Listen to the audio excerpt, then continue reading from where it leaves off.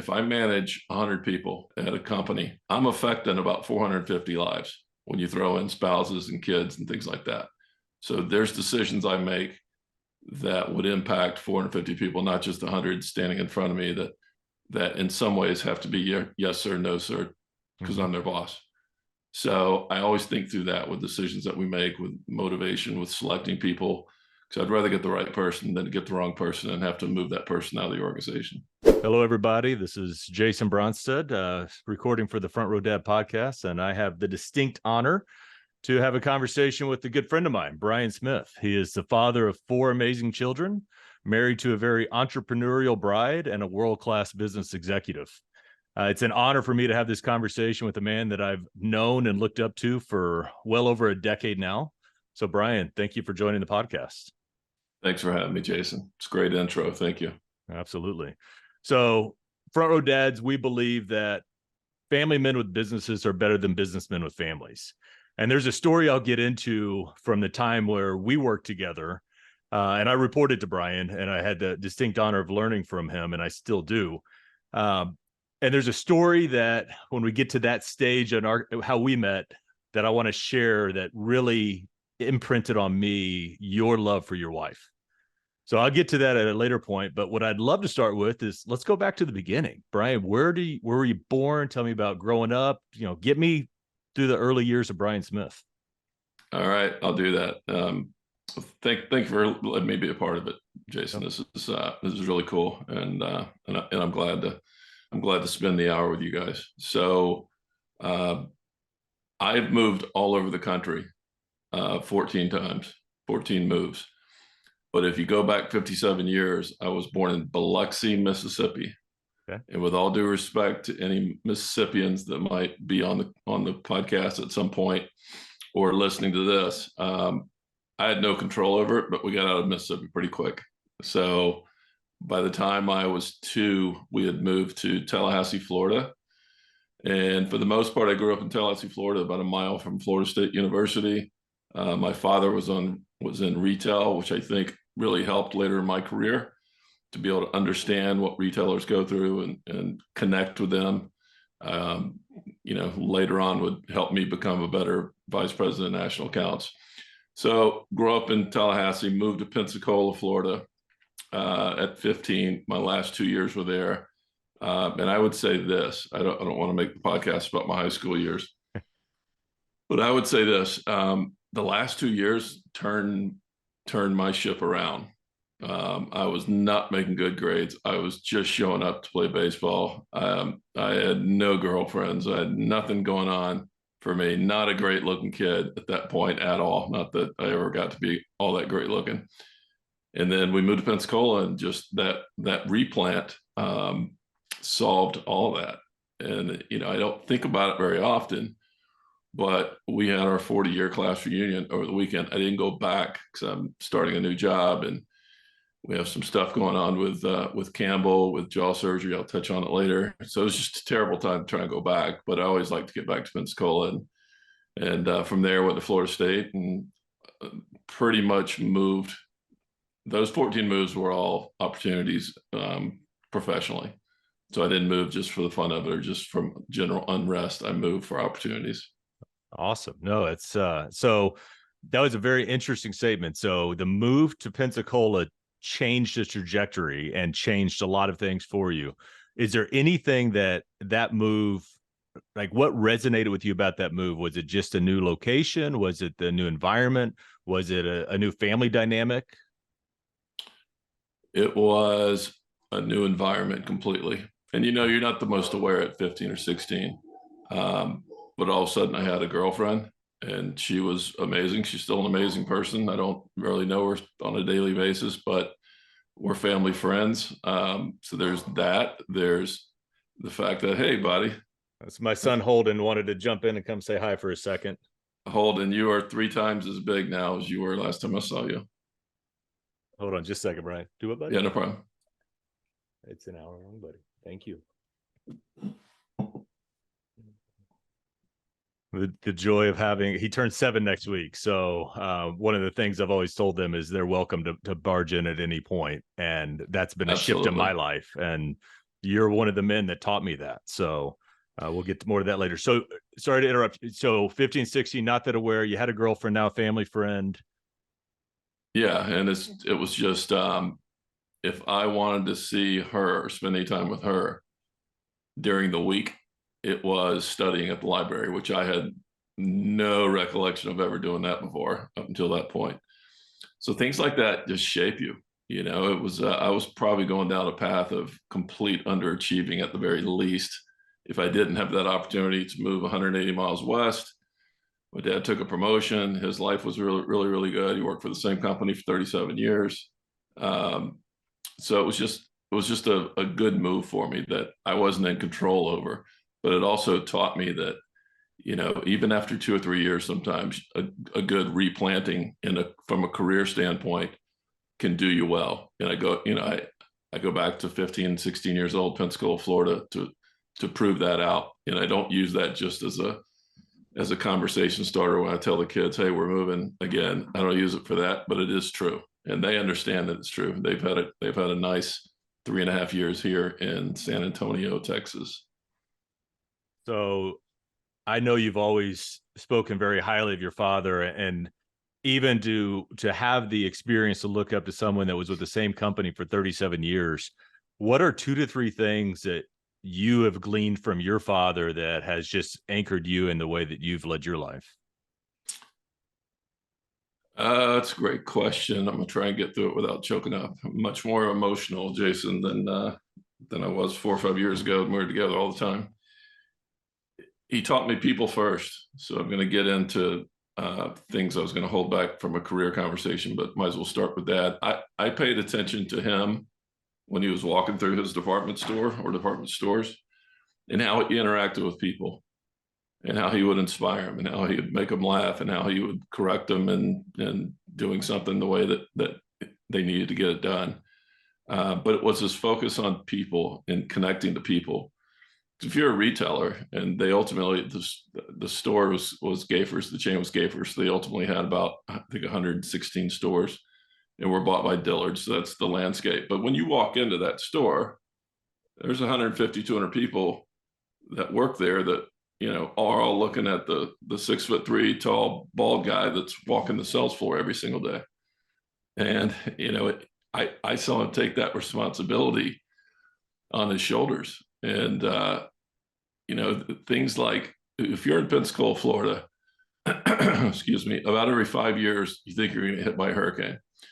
About 1 out of 30 years, you actually get hit by a hurricane. But 1 out of 5, just because the way the Gulf of Mexico is shaped and the way the warm water runs and the shallowness of it, you always think you're going to get hit. So that particular store had a basement that was probably 120,000 square feet. Each floor was that. That building wasn't going anywhere. So for hurricanes, he would have everybody that wanted to bring their families down to the basement, and we would bring food and we'd play touch football. I mean, you got a lot of room down there. So it was kind of awesome if you're, you know, 15, 16, 17 years old. But that commitment to people is still who he is today. He does a lot of not-for-profit. He's a really, really good man. So is my mom. But I would say from a work standpoint, he's incredibly sharp with numbers, which I don't have that talent naturally. But for him, it's people and it's numbers. And if you get the right people and develop the people, and they know that you care about them, particularly the whole family. And I think, Jason, that if I weren't using this analogy back when we were together on a daily basis, I should have, and I probably started not long after that. But my analogy is, if I manage 100 people at a company, I'm affecting about 450 lives when you throw in spouses and kids and things like that. So there's decisions I make that would impact 450 people, not just 100 standing in front of me that in some ways have to be yes sir, no sir, because I'm their boss. So I always think through that with decisions that we make, with motivation, with selecting people. So I'd rather get the right person than get the wrong person and have to move that person out of the organization. Yeah. So that's it. That's it really with my dad, though. It's memorable, how he treated people in the workplace, and really his understanding of the business and just going through numbers like that. It was inspirational to me. So I'm going to offer a reframe, Brian. What I heard you describe in your father and what I've always seen in you, it's not managers, you're leaders.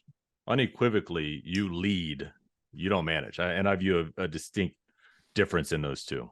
So that is exactly right. I can expound on that at any point, because I do have a lot of thoughts related to that, and it's a daily discipline, but it is job one, 100%.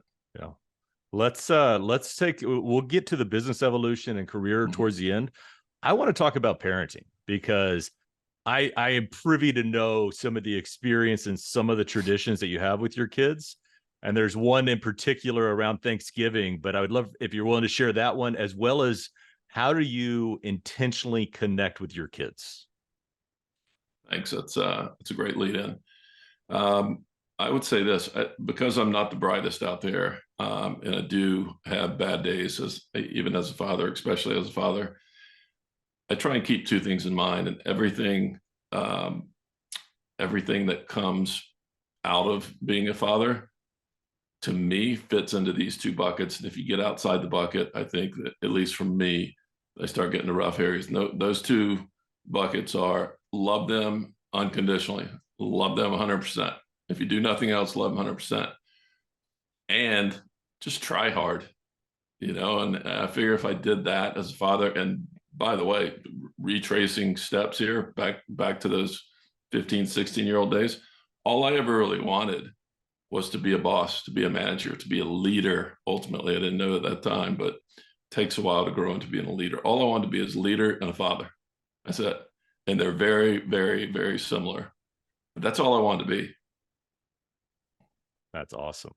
No, those are love unconditionally and try hard. One of the things that, so within Front Row Dads, I'm a part of a band, and one of our ongoing jokes is we are going to screw up as fathers. Let's try not to screw up in the same ways that our fathers might have screwed up with us. So that, incremental progress, 1% better kind of a mentality. So I love those two approaches. So with those two approaches and the loving them unconditionally, what type of a ritual do you build with your kids for connection?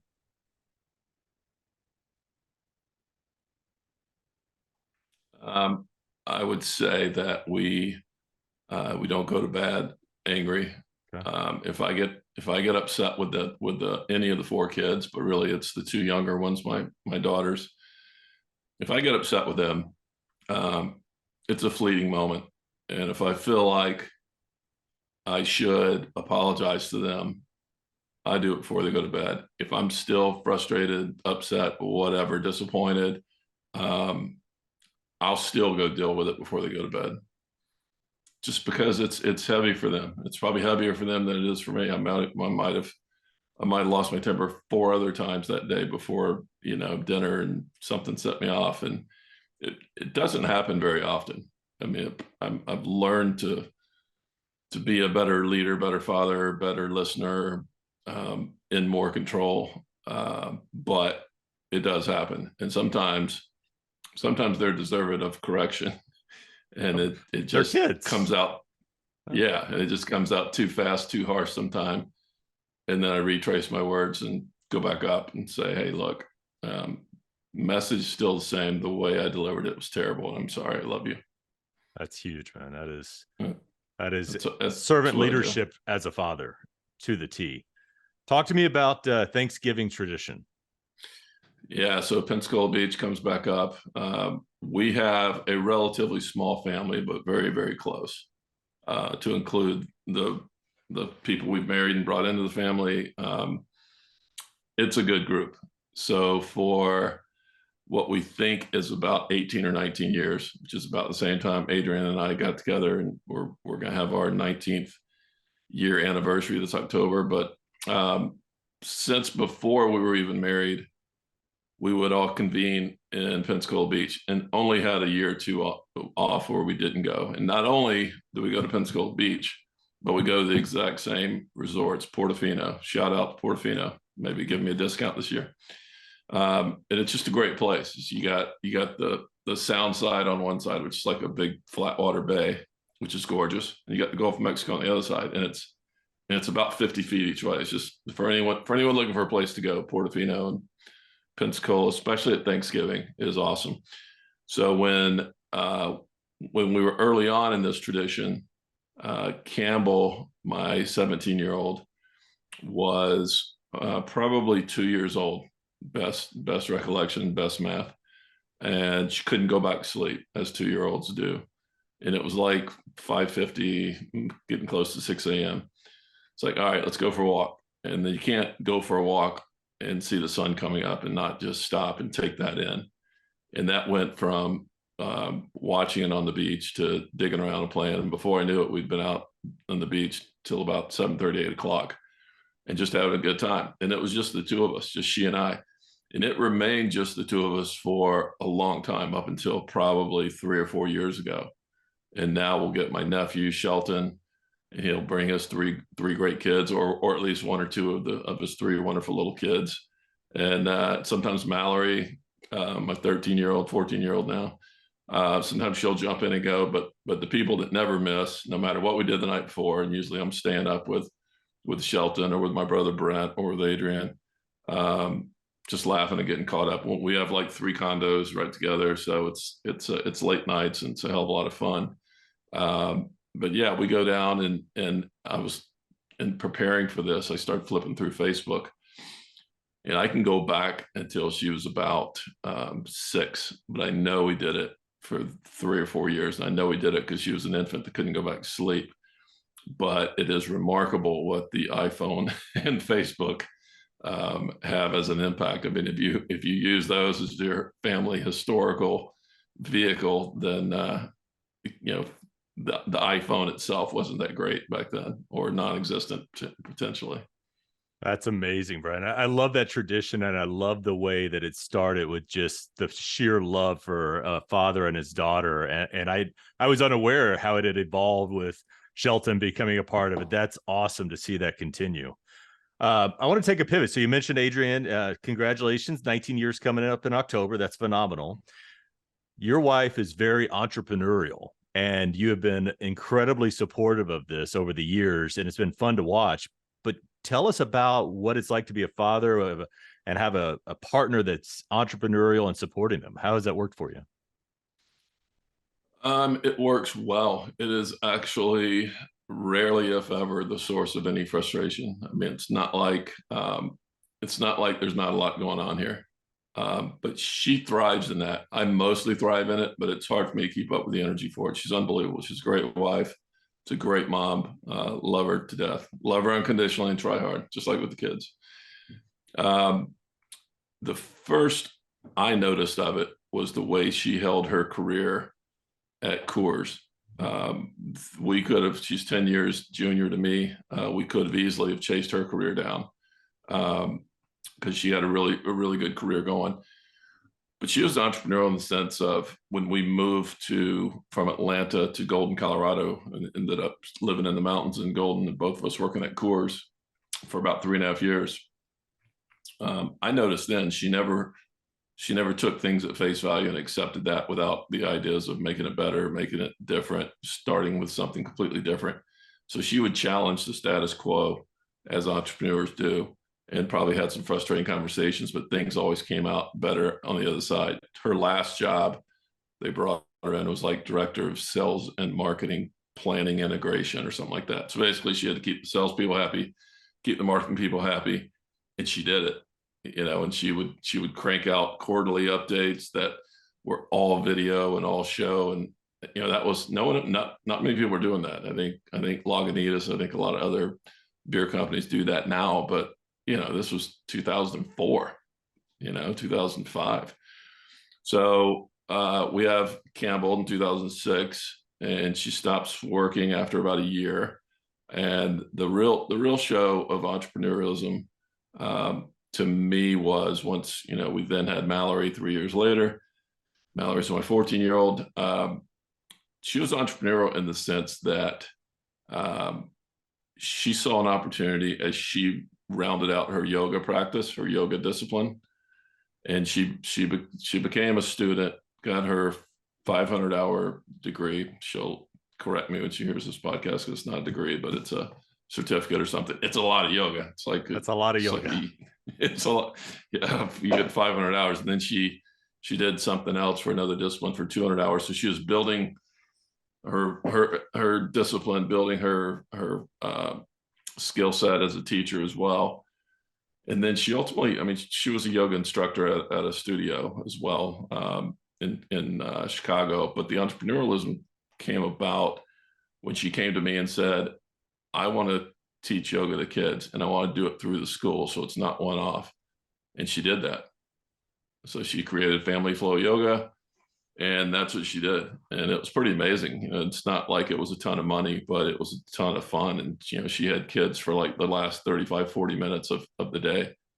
And, kids in Texas, I would say, no disrespect for Chicago or Oak Park, kids in Texas are expected to move, and they run, and they not even, this is just part of general phys ed. They get after it. Not as much from what I could remember and what I could tell about Oak Park. I mean, the weather's not working in your favor as often, but they needed yoga, and she's great with kids. She's great with other people's kids as well, and she's great putting those two things together and getting kids introduced to yoga. Entrepreneurialism runs through her rampantly, but really kind of came up, and I'm really proud of what she's accomplishing now. In that we had a conversation about what she was going to do next, because she was kind of getting a little stale. I'm just teaching these classes and that's all I'm doing. I want to write a book. So I strongly encouraged her to not write a book, because in my mind, it's mostly because of my 57-year-old eyes get a little tired from reading books. It's like, people might listen to it. People aren't going to read it, for all the time and effort you put into it. Unless you make it really short, they're just not going to read it.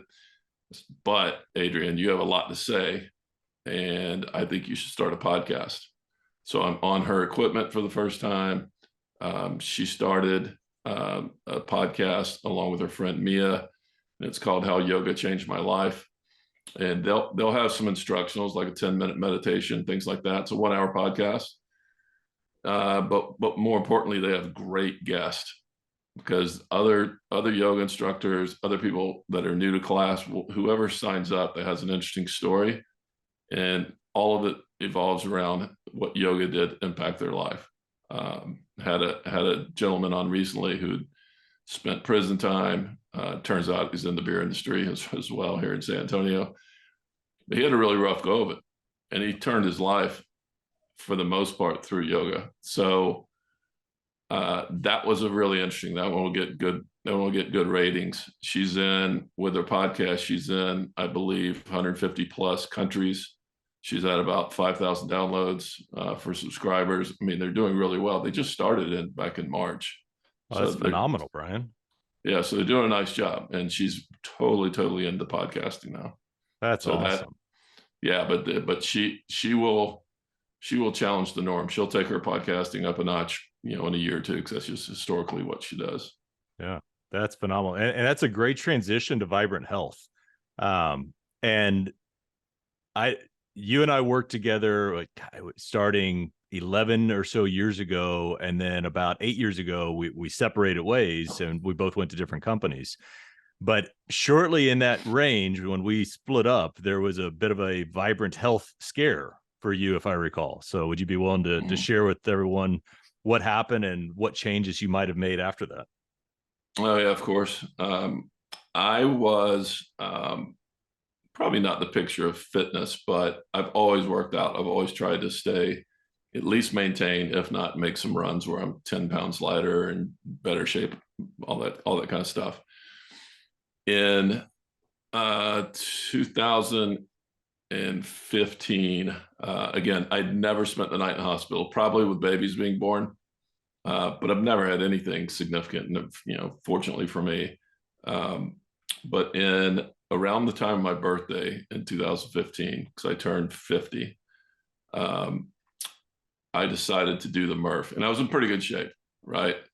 So the gym that I worked out at in Oak Park was exactly 1 mile from my house. So I took off running, ran the mile. It was my birthday, September 18th, to be exact.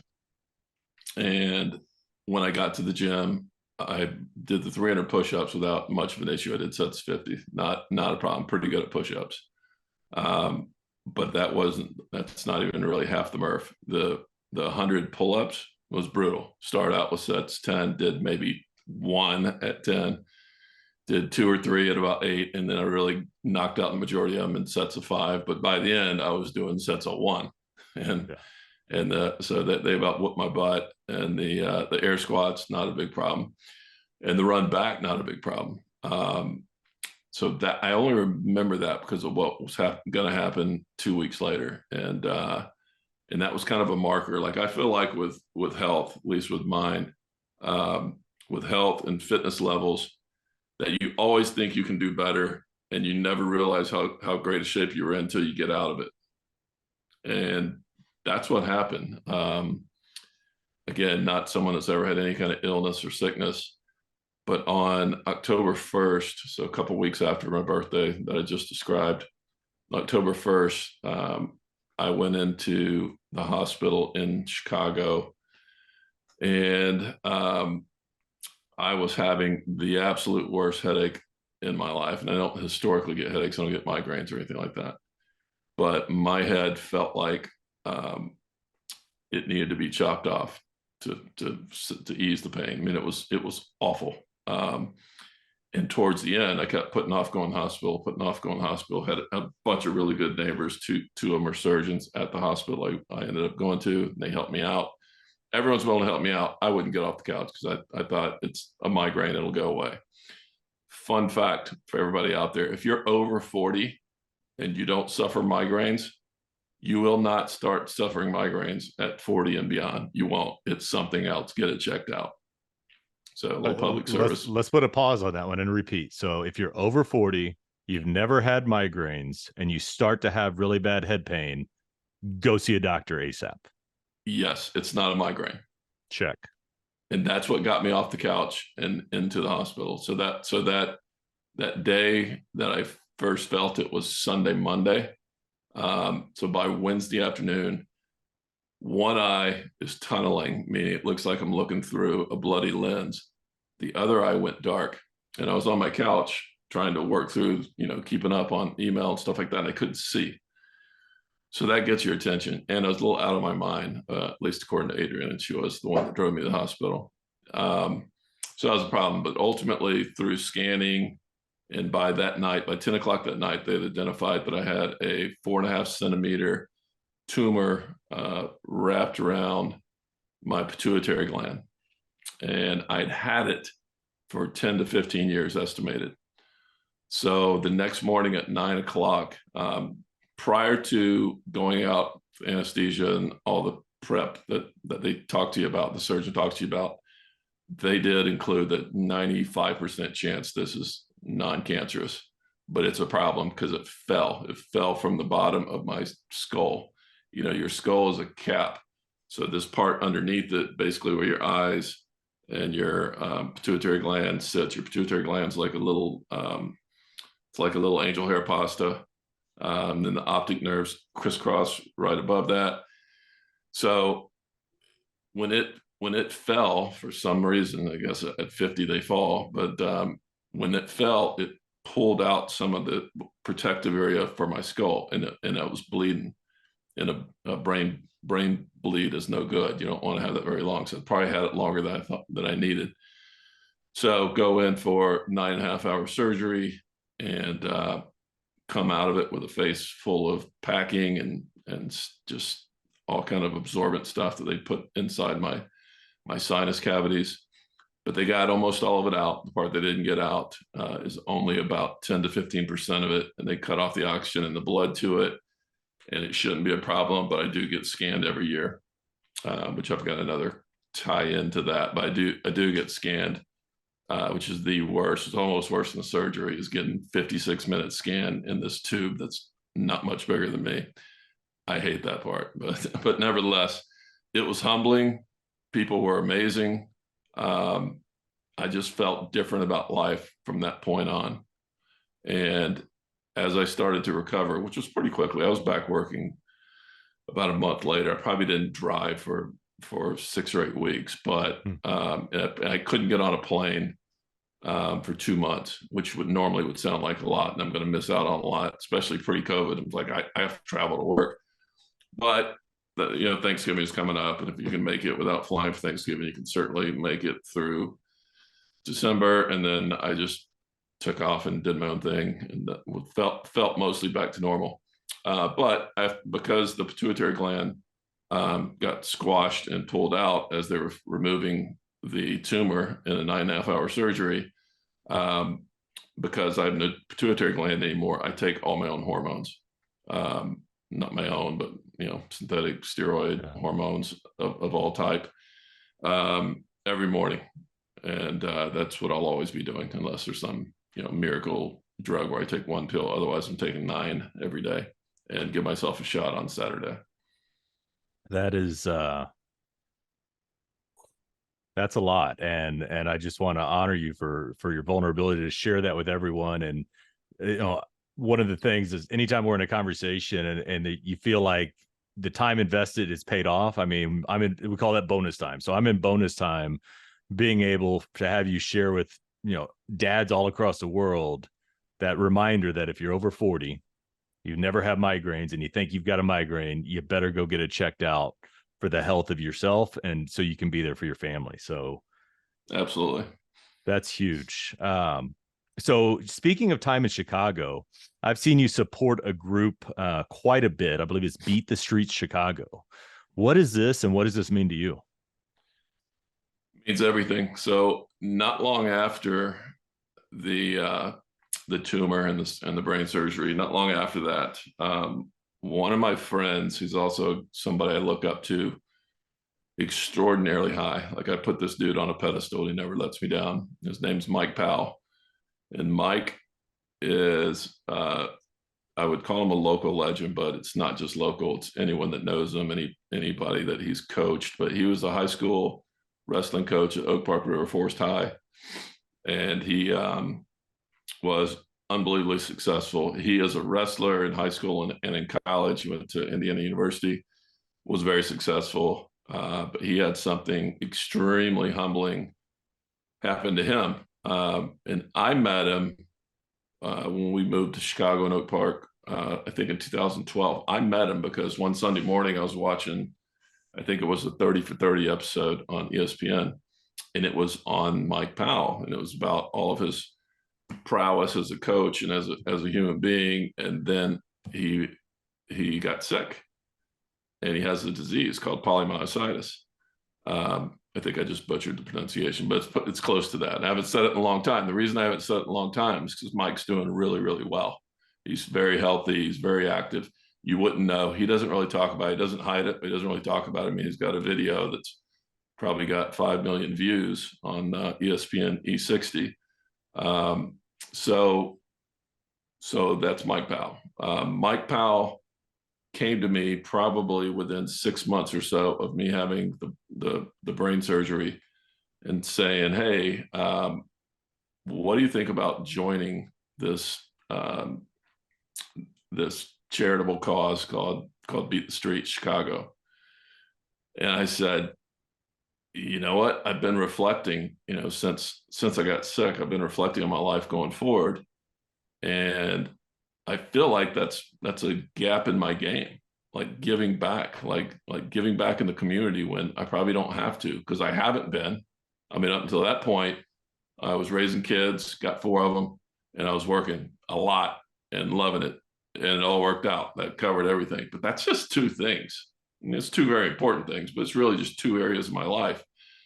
So he asked me to join the board. Some people voted on, other board members voted on, and I got started. What Beat the Streets does is for the city of Chicago, and there's about 10 chapters across the country in other big cities. Beat the Streets in Chicago is focused on at-risk youth becoming life champions through the sport of wrestling.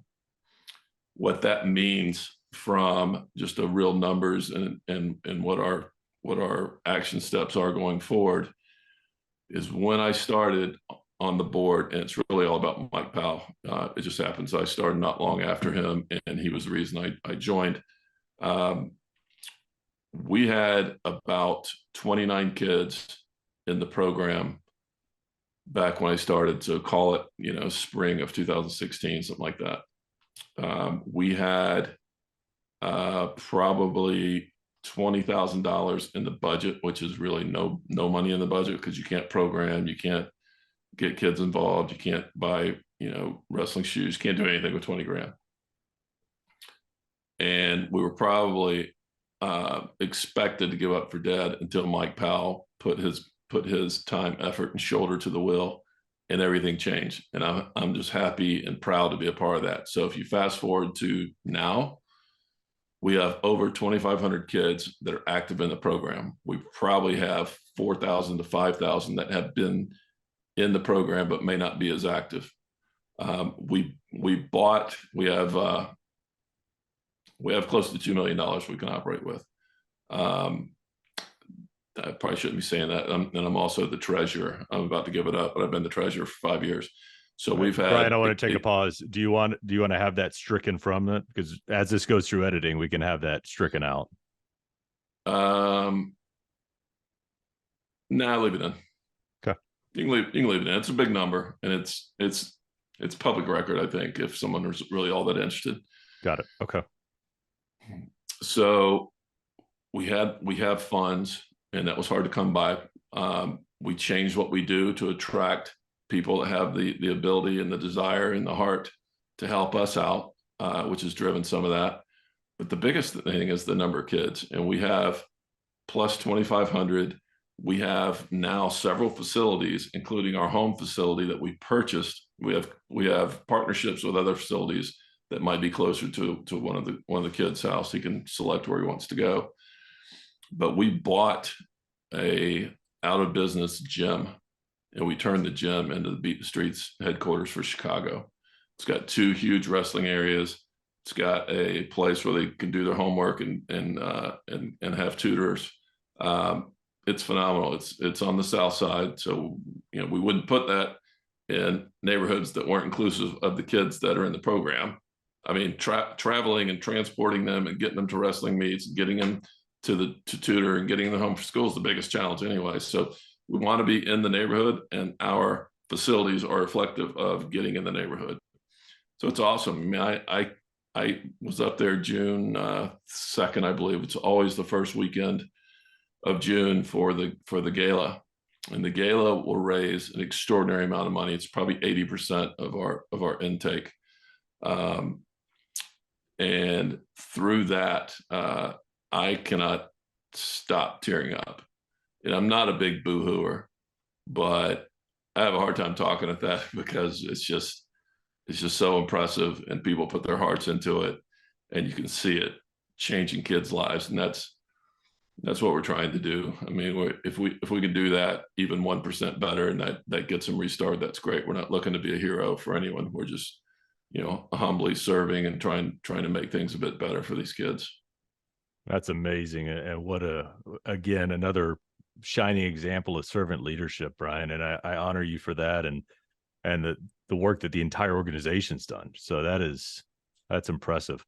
We'll definitely make sure that we get Beat the Street Chicago linked in the show notes of this episode. I want to shift to the emotional intelligence dynamic, and I've always seen you as a people connector, and I think that flag sitting over your shoulder speaks to the way you connect with people, both directly and indirectly. So is there a story behind that and how you build relationships? Yeah, thanks. There is. Back in October of 2001, so probably 3 weeks after 9/11, I was with Coors Brewing Company, and we were entertaining and moving celebrities around for the first ever NASCAR race. And Coors Light was the official beer of Kansas City Speedway. It was the first time they ever ran a race. So I'm in town. The owner of the distributor at that time, not anymore, it was Joe Montana. Pete Coors would come out, stuff like that, if you could get him. So Pete Pete was a bigger celebrity than me, with all due respect to Joe Montana. And he was like my boss's boss's boss, and a great human being. But that's the setup. Well, the country and the military in particular had a lot going on. So really, really good, fast, F-18 flyovers were not happening 3 weeks after 9/11. People were busy and people were scared of planes coming in low. So there was a skydive team that dropped in instead. They dropped into the infield. And after a couple hours, as the race was about to wind down, one of our field marketing managers, Kathy Barton, still at Molson Coors, awesome human being, said, "Hey, have you met these guys? They're Navy SEALs, and they're the ones that parachuted in." And I'm like, Kathy, I know a thing or two about Navy SEALs. I don't really think they're Navy SEALs. They're probably like reservists or something like that. She's like, "No, they said they're Navy SEALs." She's like, "All right, I'm going to talk to them as well." So I go over there, and the first two people I meet are Billy Helmers and Larry Barbiero. And they were as real of a Navy SEALs as you could possibly imagine. All 12 of the guys were, and they were great guys. They were fun. They could potentially get us in a lot of trouble as the night went on, but we invited them to the Coors NASCAR post-game party, which is just a big cookout beer fest, and they were awesome. But my son Nick, who's 31 now, was probably 8 then, and we had just watched a special on special forces and Navy SEALs in particular. And Larry, and I'm close to Larry today. I'm extremely close to Billy today. I usually have them come in and speak on leadership to each one of my leadership teams, Billy in particular. But Larry has kids. He has daughters that are about the same age as Nick and Gabrielle. And he jumped on the phone with him. He talked to him for 5 minutes. He didn't have to do that. So it really made a difference. Well, both of these guys shortened up their time on the team a little bit. It's called the Leapfrogs, and it's very, very much a recruiting arm. It's like a poor man's Blue Angels, if you will. Larry shortened his time up because he wanted to get in the action. He wanted to fight and do what he's trained to do, and he did so successfully. So this is now a couple years after I met him. He's deployed. He ended up doing, I think, 3 deployments, which for those guys usually 6 months, maybe 8 months if there's a lot of workup involved, is my understanding. But he goes, "Hey, I sent you something," and I said, "Send it to," because we lived up in the mountains, and it felt like we got mail once a month. A lot of times it'd be covered in snow and stuff like that. I said, send it to my office at the brewery at Coors, and I get this package, and it's got the perfectly folded up U.S. flag, and it had a handwritten note. And it was from Larry Barbiero. And Larry is a phenomenal dude. He just relatively recently retired. So I think he spent 24 years as a Navy SEAL. And he sent me that flag. And that flag flew in combat for 2 days at Baghdad International Airport, I think in 2004, 2005, maybe something like that. It's got it written down. I'm just not going to turn around and look at it. So we carry that flag around with us everywhere. It's always in my office in particular, but I wouldn't trade it for the world. And it means a lot to me. And it does. I don't want to pat myself on the back after you patted me on the back, but I feel like connecting with interesting people and connecting with good people that bring the best out of you is something everyone should focus on. It may come easier to me than it does to some people, but it doesn't matter if you're good at it or bad at it. If you make it a priority and you make it important, you'll meet and build friendships with phenomenal people. And Larry's one, and Billy's one, and they also happen to be interesting, funny, really cool people. Man, that is, I love hearing that story. That's probably the 5th time I've heard that. And every time it gets better. And speaking of meeting interesting people and having that opportunity, you don't just hold that to yourself, Brian. You open that up. I have met both of those gentlemen multiple times, and they are just as cool and down to earth as you shared. And anyone that you will hang out with, they will hang out with. And it speaks to the quality of the character of who you are, your EQ level, and that just passion to be around good people that challenge you. And it's phenomenal to see.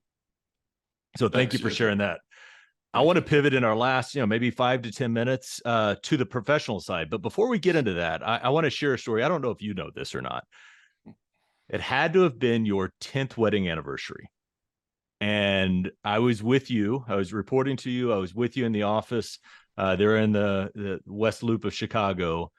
And that day you had this pep in your step like I'd never seen before.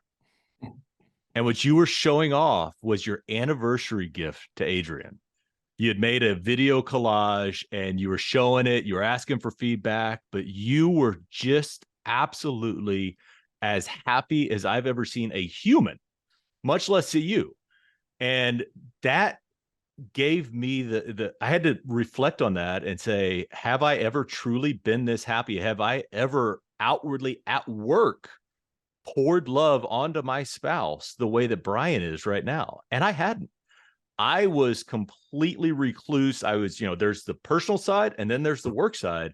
And here's this guy that I look up to gallivanting around the office. Look what I've got for my wife. And it changed my perspective, Brian. It changed my perspective on what we should be doing, not only as spouses, but also as leaders, to open up, to uncrack the shell and be fully present in both work and personal life at the same time. So I share that story just to honor you and your love for Adrian. And I want you to know the impact it had on me personally. I wanted to make sure I shared that with you. And that's great. Thank you. Take that as a transition to how have you, as you've moved 14 times, you've lived in a lot of different states, you've lived in the Southeast, you've lived in the mountains in Illinois, you're now in Texas. We're just glad to have you in Texas. Business evolution, you've moved around a lot of jobs, and Front Row Dads, it's pretty interesting. When I joined, it was mainly just entrepreneurs only. Well, that was my story. I'm like, I'm a W-2 dad. Do I really fit in? But as a W-2 guy that's made a lot of transitions, what does that mean for you to show up fully the way you do every day? I think it means everything, to be honest. I just went from one startup for about 15 months to another startup, and I thought a lot about what I wanted to do, and I had several interviews in between. I took about 5 or 6 weeks. I never take 5 or 6 weeks. I'd been at Pabst for almost 8 years, so I just wanted to make a really good choice, and I feel like I made a really, really good choice. But point to all that is there is a leadership opportunity at Cool Cat where I've joined the team. There was one at the company before. There was certainly one at Pabst. We had, I don't know, probably 140, 150 people in sales. That part's everything to me. And I invest a lot in it. And I put people and customers as the two most important things if you're a sales leader. And I've gotten the customer thing to a pretty good spot after being in the industry for 30 years. And it's not just knowing people or having relationships. It's how you connect everybody. It's how you get results through people and have them feeling better about that. But what I would say is this: I, as mentioned with the brain tumor, I am claustrophobic and I hate being in that tube. So the last time, I only have to do it every other year, every other October. So the last time I did it, Pat O'Day, shout out Pat O'Day. Good man. RVP, he's a great man. He's the RVP for Pabst in the Central, lives in Chicago, great friend, multiple companies. And he dropped me off. And he dropped me off to get scanned at Loyola before it was up and running. So that'd be like between 7 and 8 in the morning. But I couldn't drive myself because I take a Xanax to deal with my claustrophobia. The lady checking me in has now known me for 6 or 8 years. And she goes, "Hey, good news," as I'm walking in. She goes, "Good news. The 8 o'clock canceled. And so you don't have to wait until 10 here. Let's go." I was like, "Oh, thanks." But in reality, I hadn't taken my Xanax. So now I'm thinking I got to find a different way to deal with this because I can't not take this. Because I could just get it over with, but it scared me to death to not have the Xanax take the edge off. So what I decided to do, Jason, is lay there and focus completely on my career. And in doing so, much like the finals of Survivor, when they kind of walk through memory lane, the person that was kicked out first and the person that was kicked out second, and they think about each person. I did that with every person that I've ever worked for. Every one of them, starting with Randy Gillis, who hired me in 1988 at Nabisco in Birmingham, Alabama. Started with Randy. And I thought about each one of them because I knew I had around 20, 25. I thought about each one, the pluses, the minuses, the neutral area, and how that impacted me. And I thought about it for 4 or 5 minutes each, and then I would assign them a plus, meaning this person is amazing. There's not many like he or she, and they really, really changed my life, and I had so many opportunities, and I'm better for working for them. Plus. Minus, I really hated working for that person. And I was not waking up every morning excited to go to work. It's an awful feeling when you have that relationship with your boss. Fortunately, I didn't have many, but that would be a minus. Then the last classification, as I was walking through all those people in my mind, I was breathing deep and I was going each boss one at a time. Magnets flying around my head. The last classification is neutral, or N. And neutrals in my mind were, yeah, they're all right. You know, they don't bother me. They trust me to do my job. You know, sometimes I'd like to see them show up a little more with tough conversations or tough customers, but you know, they're okay. And I present that to my team, and my team leads people. And what I quickly follow that with is try the exercise. If you got a 2-hour drive, go through it. If you're, you know, laying in bed or whatever, you're meditating, go through that exercise. And my point, Jason, is not to stand in judgment of everybody I've ever worked for, because I got my issues even as a leader that you know, I don't hit the same with certain people, I would guess. I'm sure that I'm reflected in here. But my point to my folks was, it's not about the minus. The minuses are never going to work, and you're not going to save that person, make them a better boss. It's about the neutrals. Don't be a neutral.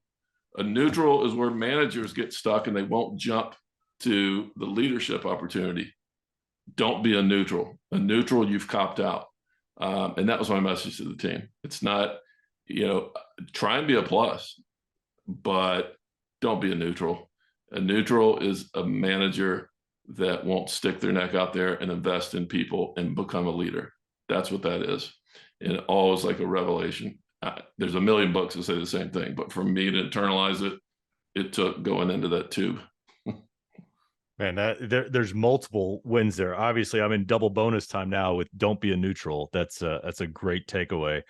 But I want to honor that you're like, hey, I've got this opportunity to get this done earlier, but I've got to find a different way around it.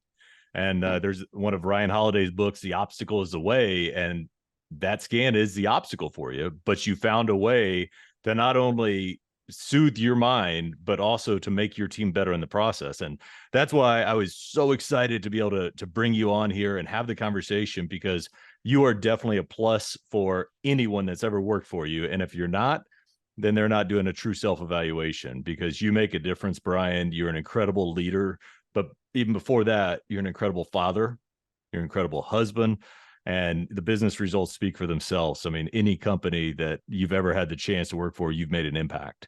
So I thank you for taking the time today, Brian, to share your story with other front row dads that are out there, because we're all facing the same struggles. It's when we're willing to be open and transparent and vulnerable with each other and hear that, hey, there are other wildly successful executive leaders like Brian that he struggled. And you know what? He's gone out there and kicked some ass at the same time. So it's an honor to call you a friend. It's an honor to look up to you as a mentor, and thank you for taking the time. Thanks. I just give me 15 seconds. I just want to say that professionally and personally, you're off the charts. And I always thought that about you. But I've seen the growth kick in relatively recently. I'm in awe, and I'm proud of you. And thanks for inviting me to this. And you're a great friend. I received that. Thank you, Brian. That's kind words.